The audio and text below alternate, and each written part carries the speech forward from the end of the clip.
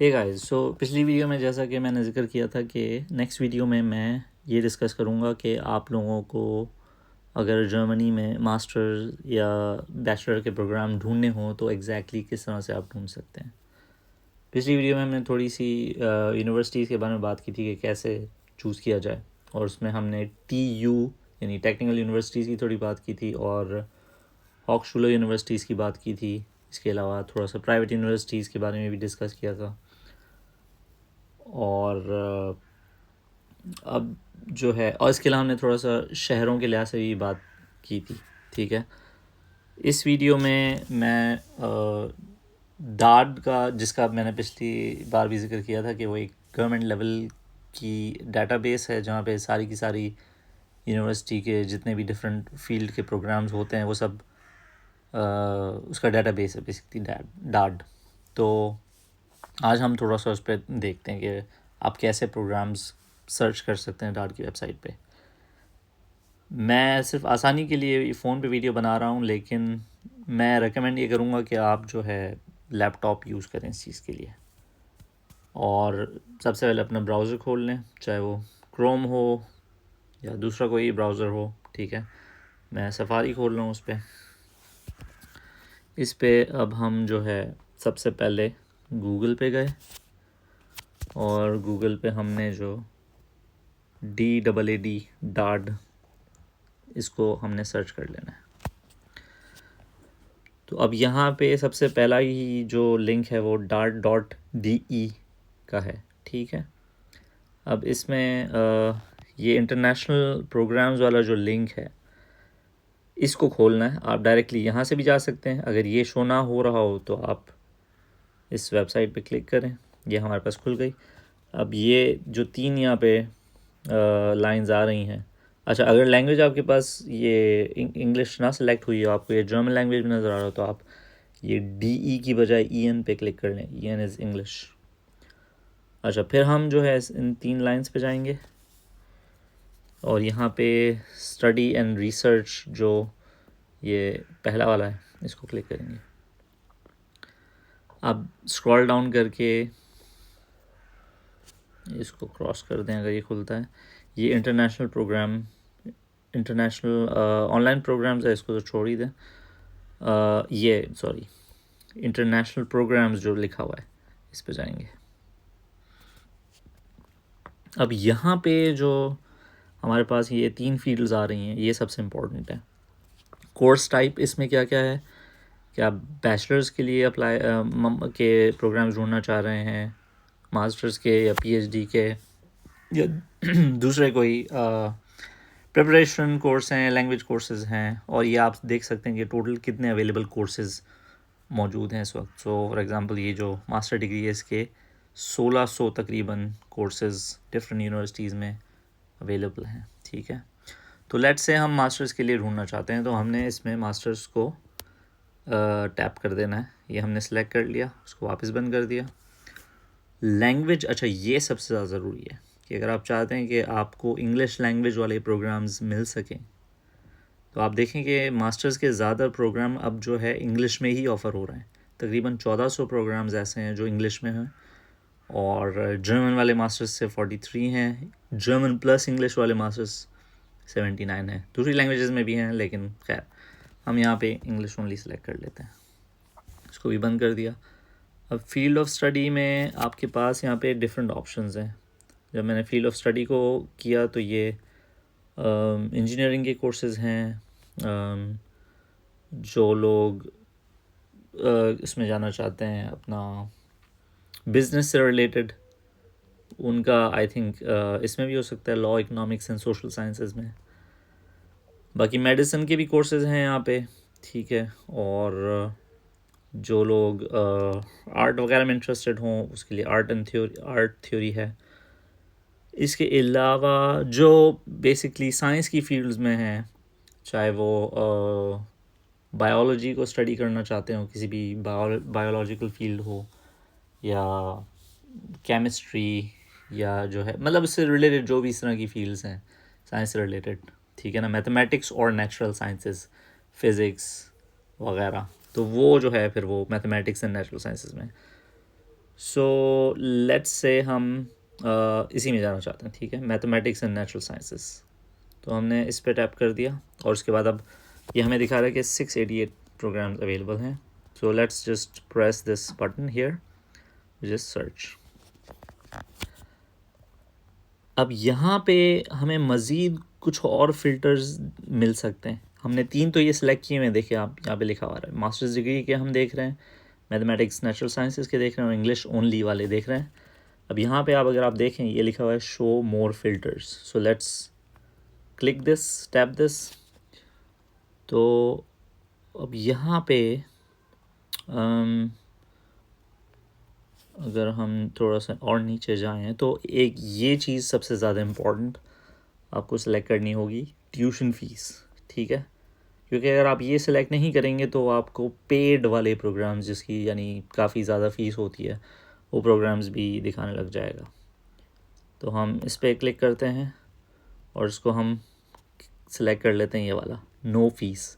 तो आप देख सकते हैं मास्टर्स के तकरीबन 475 जो प्रोग्राम्स हैं वो कोई फ़ीस नहीं लेते, ठीक है। और ये कौन से वाले हैं? ये हैं नेचुरल साइंसेस और मैथमेटिक्स वाले, ठीक है। ये हमने सेलेक्ट किया।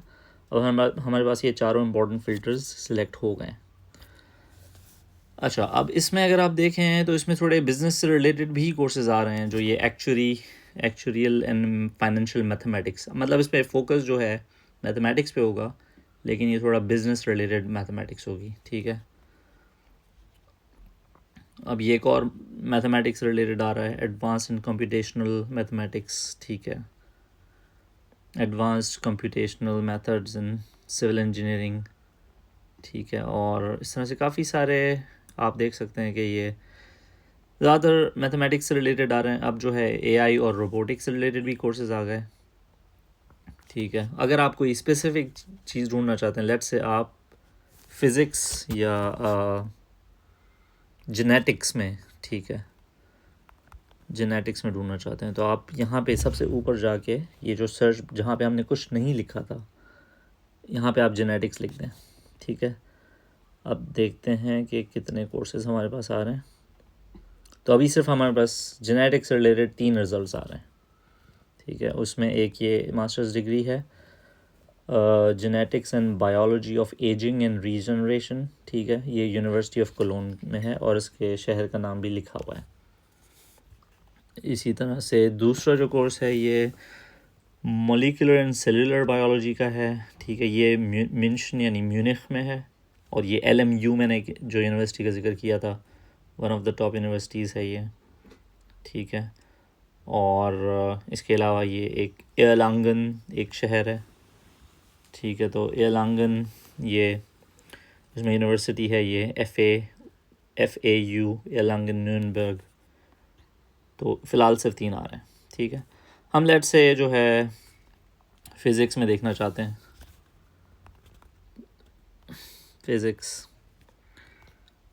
फ़िज़िक्स के 94 कोर्सेज़ मौजूद हैं, ठीक है। तो ये सबसे पहला यूनिवर्सिटी ऑफ बॉन का आ रहा है, ठीक है, ये बॉन शहर में है। और ये सब्जेक्ट भी लिखे हुए हैं यहाँ पे, मतलब आप हर रिज़ल्ट्स में जो आप ये 4-5 चीज़ें देख सकते हैं कि ये सब्जेक्ट फ़िज़िक्स एस्ट्रोनॉमी में फॉल करता है, लैंग्वेज इंग्लिश है। बिगिनिंग कब होती है? मैंने बताया था 2 तरह के सेमेस्टर होते हैं, एक विंटर सेमेस्टर, एक समर सेमेस्टर। समर सेमेस्टर अप्रैल में स्टडीज़ शुरू होती हैं और विंटर सेमेस्टर की जो है अक्टूबर के शुरू में होती है। और ड्यूरेशन इसका लिखा हुआ है 4 सेमेस्टर्स का, मतलब तकरीबन 2 साल। ट्यूशन जो है, ट्यूशन फ़ीस कोई नहीं है का मतलब ये कि वो 300 से 400 होती है, जो कि ज़्यादा नहीं होती, ठीक। अच्छा, अब हम कोई एक स्पेसिफ़िक डिग्री खोल के देख लेते हैं। जैसे मेरा जो कोर्स था उसका देखते हैं, ठीक है, न्यूरोसाइंस। न्यूरोसाइंस के 12 रिज़ल्ट्स आ रहे हैं। तो यूनिवर्सिटी ऑफ बॉन ये वुर्ट्सबर्ग की है। मेरा जो प्रोग्राम था वो ये था। मास्टर्स प्रोग्राम इन कंप्यूटेशनल न्यूरोसाइंस। ठीक है, तो अब इस पे जो है इस पे लिंक पे क्लिक कर लेते हैं, ब्लू वाले। तो ये TU बर्लिन जो है इसको ऑफ़र कर रही है। ठीक है, अब यहाँ पे आप जब ये खोल लेंगे इस लिंक को, तो इसमें काफ़ी सारी चीज़ें आपको यहाँ पे दिखेंगी। ठीक है, आप पहले तो ये ओवरव्यू हमारा सिलेक्टेड है ना इस वक्त, तो ये आपको सारा ओवरव्यू दिखाएगा। डिग्री कौन सी है, master of science, location Berlin है, और ये मल्टीपल यूनिवर्सिटीज़ जो है एक्चुअली इसमें इन्वॉल्व हैं। हुम्बोल्ट्स यूनिवर्सिटी, शारीटे हॉस्पिटल, फिर इसके साथ जो है इसकी लैंग्वेज जो है इंग्लिश में है, सारे कोर्सेज इंग्लिश में होते हैं। फुल टाइम कोर्स है ये। ठीक है, यानी आप पार्ट टाइम नहीं स्टडी कर रहे, इसमें फुल टाइम करनी है आपको। 4 सेमेस्टर्स हैं। बिगिनिंग इसकी विंटर होती है, विंटर सेमेस्टर। और इसी तरह अच्छा, एप्लीकेशन अगर आपको इस मास्टर प्रोग्राम में अप्लाई करना है तो एप्लीकेशन आपको 15 मार्च से पहले तक देनी होती है। ठीक है, और ये जॉइंट डबल डिग्री प्रोग्राम है। मैं जैसे मैंने कहा था कि ये डिग्री जो मुझे मिली थी उसमें वो TU बर्लिन और हुम्बोल्ट्स यूनिवर्सिटी दोनों की डिग्री थी। अच्छा, इसके अलावा यहाँ पे डिस्क्रिप्शन भी बताई हुई है इस प्रोग्राम की। ठीक है, कि ये किस बारे में है। ठीक है, इसी तरह से फिर उसमें स्ट्रक्चर क्या होगा, यानी आपको 2 साल में क्या पढ़ाया जाएगा, किस तरीके से ऑर्गेनाइज होगा वो 2 साल, उसके बारे में इसमें बताया हुआ है। तो यहाँ पे इवन कोर्सेज बताए हुए हैं। ठीक है, कि फर्स्ट और सेकंड सेमेस्टर में जो ये models of neural systems, models of higher brain function वगैरह, ये सारी चीज़ें। ठीक है, और फिर आगे फिर रिसर्च बेस्ड थर्ड और फोर्थ सेमेस्टर होता है। मतलब ये एक बहुत स्पेसिफिक टाइप का प्रोग्राम है। ज़रूरी नहीं है कि हर प्रोग्राम में इसी तरह से स्ट्रक्चर हो। आप ख़ुद जो है खोल के देख सकते हैं अपने प्रोग्राम से रिलेटेड। ठीक है, अच्छा, यहाँ पे ये कोर्स वेबसाइट भी दी हुई होती है, यानी जो यूनिवर्सिटी की एक्चुअल वेबसाइट है, अगर आप इस पर क्लिक करें तो आप वो भी खोल सकते हैं। अच्छा, अगर आपको कोई सवालात हों तो आप कांटेक्ट भी कर सकते हैं। यहाँ पे ये इवन फ़ोन नंबर दिया हुआ है या उनको ईमेल दिया हुआ है। ठीक है, अच्छा, इसके अलावा अगर हम वापस ऊपर चले जाएं तो दूसरा ऑप्शन है कोर्स डिटेल्स। इसमें फिर अब मज़ीद जो है कोर्स में क्या क्या होगा उसको ज़्यादा डिटेल में जो है डिस्कस किया है। जैसे ये जो सब्जेक्ट्स पढ़ाए जाते हैं, models of neural systems, models of higher brain functions, machine intelligence, programming course and project etcetera, तो ये सारा बताया होता है। अगेन ये सारे जो है हर जो आपका जो भी प्रोग्राम होगा, ज़रूरी नहीं आप ज़रूरी नहीं है कि कंप्यूटेशनल न्यूरो साइंस के उसमें इंटरेस्टेड हों, बट जो भी इससे रिलेटेड होगा उसकी सारी डिटेल्स यहाँ पे कोर्स की डिटेल्स होंगी। ठीक है, अच्छा, इसके अलावा फिर यहाँ पे कॉस्ट फंडिंग, इस पे जाते हैं। ट्यूशन फ़ीस कोई नहीं है। सेमेस्टर कंट्रीब्यूशन जैसा मैंने कहा था वो होता है तकरीबन 300 के अराउंड। इसमें आपका जो है टिकट भी इंक्लूडेड होता है, पब्लिक ट्रांसपोर्ट का, ट्रेन, ट्रैम, बसेस का। अच्छा, इसके अलावा इन्होंने अक्सर जो है स्टूडेंट्स की आसानी के लिए ये भी बताया होता है कि कॉस्ट ऑफ लिविंग कितनी है वहाँ पे। ठीक है ना, आपके कितने खर्चे हो सकते हैं। तो इसमें उन्होंने रेंट का भी बताया हुआ है कि एक अगर आप रूम में रहते हैं तो 300 से 600 तक खर्चे हो सकते हैं। वो 300 से 600 डिपेंड करेगा कि आप स्टूडेंट हॉस्टल में रह रहे हैं या नॉर्मल किसी बिल्डिंग में। हेल्थ इंश्योरेंस ये यहाँ पे 90 यूरो लिखा हुआ है, लेकिन ये थोड़ी पुरानी इन्फॉर्मेशन है। आजकल तकरीबन 120-130 यूरो हो गया है। इसके अलावा खाने पीने ये सारी चीज़ें जो है 300 से 400 हो सकता है। बर्लिन की बात कर रहा हूँ, लेकिन किसी और शहर का कुछ और हो सकता है। ठीक है, पब्लिक ट्रांसपोर्टेशन का लिखा हुआ है कि ये इंक्लूडेड होता है आपके सेमेस्टर टिकट जो आपको मिलता है। ठीक है, तो तकरीबन 900 से 1100 तक के खर्चे हो सकते हैं। ठीक, इसके अलावा और भी इसमें चीज़ें जो आप एक्सप्लोर कर सकते हैं। दूसरा फिर यहाँ पे आ जाए। आज एक्चुअली हमें सबसे पहले अगर आपको ये देखना है कि आप किसी कोर्स में इंटरेस्टेड हैं भी या नहीं, तो आप उसकी कोर्स डिटेल्स में जाएं सबसे पहले हमेशा। मतलब ओवरव्यू हम पहले देख लें, कोर्स डिटेल्स देख लें, और फिर सबसे इम्पोर्टेंट जो चीज़ होती है वो होती है ये रिक्वायरमेंट्स रजिस्ट्रेशन, यानी आप वो रिक्वायरमेंट पूरी करते भी हैं या नहीं कि आप इस कोर्स में अप्लाई कर सकें। तो अब इसमें जो है ये कंप्यूटेशनल न्यूरो साइंस रिलेटेड अगर हम देखें तो इसमें आपकी इसमें अप्लाई करने के लिए आपके पास क्या क्या होना चाहिए। आपकी बैचलर्स डिग्री कंप्लीट होनी चाहिए। अब चाहे आपने नेचुरल साइंसेस में लिया हो, नेचुरल साइंसेस का मतलब ये है कि आपने चाहे बीएस किया हो साइंस 4 साल का, ठीक है, चाहे वो बायोलॉजी में हो, केमिस्ट्री में हो, फिज़िक्स में हो, मैथमेटिक्स में हो, ठीक है, या इवन आपने इंजीनियरिंग भी अगर की हुई हो तो आप इस मास्टर्स में अप्लाई कर सकते हैं। तो अगर जैसे फॉर एग्ज़ाम्पल मेरे केस में देखें तो मैंने जो है इंजीनियरिंग कंप्लीट की हुई थी 4 साल की, सो मेरी ये पहली रिक्वायरमेंट पूरी हो रही थी। और मेरे प्रोग्राम में एक्चुअली बहुत सारे दूसरे बैकग्राउंड के स्टूडेंट्स थे, यानी मेरे जो क्लासमेट्स थे उनमें से कोई जो है कंप्यूटर साइंस के बैकग्राउंड से था, किसी ने बायो साइंस पढ़ी हुई थी और इसी तरह से किसी ने कॉग्निटिव साइंस पढ़ी हुई थी, चंद एक लोगों ने फ़िलासफ़ी और मैथमेटिक्स भी पढ़ी हुई थी, ठीक है।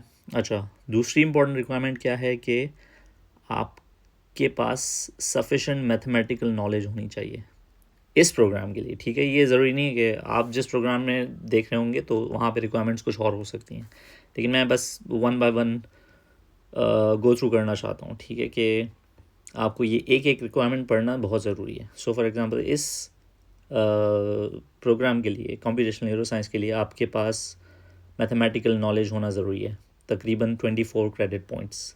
अभी 24 क्रेडिट पॉइंट्स कैसे कैलकुलेट करने हैं इस पर हम बाद में बात कर सकते हैं। और जैसे कि उन्होंने लिखा है कि भाई आपने लीनियर अलजेब्रा पढ़ी हुई होनी चाहिए, आपने कैलकुलस पढ़ी हुई होनी चाहिए, एनालिसिस कैलकुलस, इसके अलावा न्यूमेरिकल मेथड्स पढ़े होने चाहिए, आपने प्रोबेबिलिटी थ्योरी और स्टैटिस्टिक्स पढ़ी होनी चाहिए। तो हम ये सारे कोर्सेज जो है इंजीनियरिंग में, जो मैंने इलेक्ट्रॉनिक इंजीनियरिंग की थी उसमें हमने ये पढ़े थे, तो मेरी ये रिक्वायरमेंट भी पूरी हो रही थी। और फिर इसके अलावा आपकी प्रोफिशेंसी इन इंग्लिश होनी चाहिए, आपको इंग्लिश आती हो, ठीक है। अब वो उन्होंने कहा कि भाई इसकी क्या रिक्वायरमेंट उसके नीचे देख लें। तो प्रोफिशेंसी के लिए ये है कि या तो आपको टॉफिल जो यूएस बेस्ड टेस्ट होता है वो देना पड़ेगा, या आइल्स जो होता है वो देना पड़ेगा, ठीक है। आइल्स जो है टेस्ट है वो ज़्यादातर यूनिवर्सिटीज़ एक्सेप्ट करती हैं जर्मनी में। इवन इन्होंने ये भी लिखा हुआ है कि भाई अगर आप टॉफिल दे रहे हैं तो कम से कम आपके कितने पॉइंट्स बनने चाहिए टेस्ट में। और अगर आपने जो कोर्सेज़ पढ़े हैं अपनी यूनिवर्सिटी में, चाहे पाकिस्तान में पढ़े हैं, ठीक है, तो अगर वो सारे इंग्लिश में पढ़ाए गए हैं तो आप अपनी यूनिवर्सिटी से एक एग्जाम्पशन लेटर ले सकते हैं, इंग्लिश लैंग्वेज एग्जाम्पशन लेटर, जिसकी वजह से फिर आपको आइल्स नहीं देना पड़ेगा। लेकिन मेरी एडवाइस ये होगी कि आप आइल्स दे दें, क्योंकि वीज़ा के लिए आइल्स ज़रूरी होता है। बाकी फिर उन्होंने जो है ये वही एप्लीकेशन डेडलाइन लिखी हुई है, तो वो ज़रूरी होती है। उसके बाद अगर आप अप्लाई करेंगे तो फिर आपको नेक्स्ट ईयर तक का वेट करना पड़ सकता है। और फिर बाकी इन्होंने डिटेल लिखी हुई है कि भाई अगर आपको अप्लाई करना है तो आपको, अगर आप जर्मन यूनिवर्सिटी से हैं, यानी आपकी पिछली डिग्री जर्मन यूनिवर्सिटी से थी, तो फिर आप डायरेक्टली TU बर्लिन में अप्लाई करें। और बाकी जितने, यानी हम उसमें आ जाते हैं, वो यूनी असिस्ट के थ्रू अप्लाई करेंगे। तो आपको यूनी असिस्ट के थ्रू अप्लाई करना पड़ेगा, फिर इनकी वेबसाइट पे अकाउंट बनाना पड़ेगा, ये सारी चीज़ें होंगी। बट ज़रूरी नहीं है कि यूनी असिस्ट से ही करना हो, क्योंकि ये तो एक एग्जांपल थी ना, ये तो मैंने सिर्फ कंप्यूटेशनल न्यूरो साइंस के कोर्स के लिए ये सारा दिखाया आपको, लेकिन आपको हर प्रोग्राम की इसी तरह से डिटेल्स देखनी पड़ेंगी। तो अगर अब मैं थोड़ा सा समराइज़ करूँ तो सबसे पहले प्रोग्राम का नाम पढ़ें, शहर देखें, और जैसा मैंने कहा था कि आप कोशिश करें कि किसी बड़े शहर में जाएं और TU वाली यूनिवर्सिटीज़ में जाएं, उनकी रैंकिंग चेक कर लें। और फिर सबसे पहले जो इम्पोर्टेंट चीज़ होती है कि आप उस कोर्स में इंटरेस्टेड हैं भी या नहीं, ठीक है ना। तो उसके लिए कोर्स डिटेल्स पढ़ें, और नेक्स्ट चीज़ क्या पढ़ें, रिक्वायरमेंट्स के आप एलिजिबल हैं या नहीं, ठीक है। यहाँ पे एलिजिबिलिटी की 3-4 पॉइंट्स लिखे हैं, लेकिन किसी और कोर्स के लिए एलिजिबिलिटी के जो रिक्वायरमेंट्स हैं कि आप अप्लाई कर भी सकते हैं या नहीं, वो मुख्तलिफ हो सकते हैं। ठीक है, तो खैर यहाँ पे कुछ स्टूडेंट्स का जो है वो भी दिया हुआ उन्होंने कि इनका कैसा एक्सपीरियंस था। ठीक है, बाकी फिर अप्लाई करने के लिए आप उनकी कोर्स की वेबसाइट्स पे भी जा सकते हैं, जो उस यूनिवर्सिटी की वेबसाइट होगी। तो ओवरऑल ये तरीका है कोर्सेज़ ढूंढने का। सेम चीज़ बैचलर्स के लिए भी जो है आपको वही करना पड़ेगा। आप मास्टर्स की बजाय बैचलर्स सेलेक्ट करेंगे और फिर आप देखेंगे कौन कौन से कोर्सेज़ अवेलेबल हैं। So that's it for now.